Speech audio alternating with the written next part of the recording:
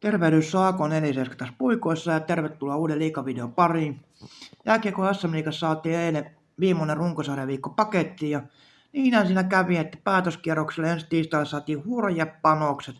Varsinkin tuosta viimeisestä suorasta puolivälierien paikasta eli 4. sijasta käydään hurja taistelu Ilveksen, Lukkoon, Kalpaa ja Jypin kesken ja panosta jäi vielä tuonne viimeiseen pudotuspelipaikkaakin HPK ja Tepsin välillä.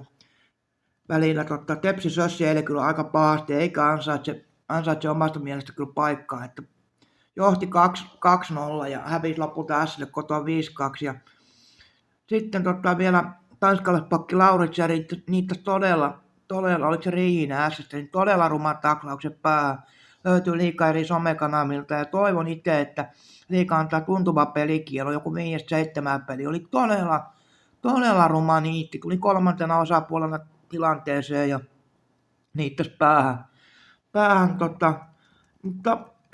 mutta tuosta 4. sijasta siis eilen Lukko otti Ilveksestä kotivoiton sun vakuuttavasti 4-1 ja varsinkin tuo Ilveksen maalivahtipeli nyt ei hurraa huutoja aiheuttaa.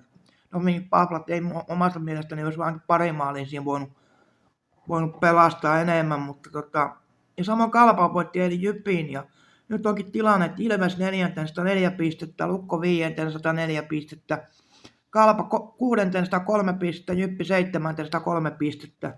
Et Jypillä alkaa nyt olemaan hankalaa, nyt pahat tappiot kotona eikä Ilvekselle eilen vieraassa Kalpalle, niin tiputtanut joukkue 7. Hyvä runkosarja tähän mennessä, niin uhkaa valua nyt käsistä, jos joukkue jää vaikka 7.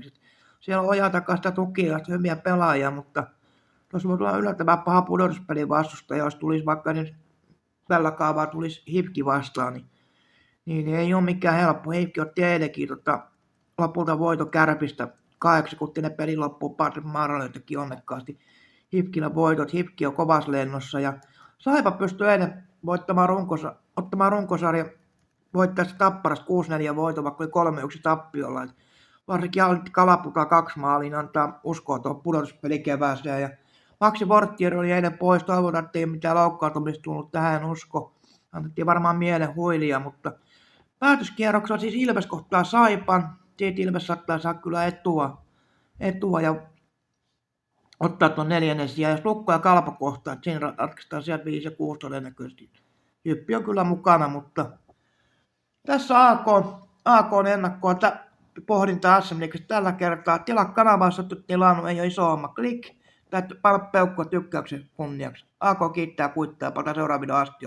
Moro!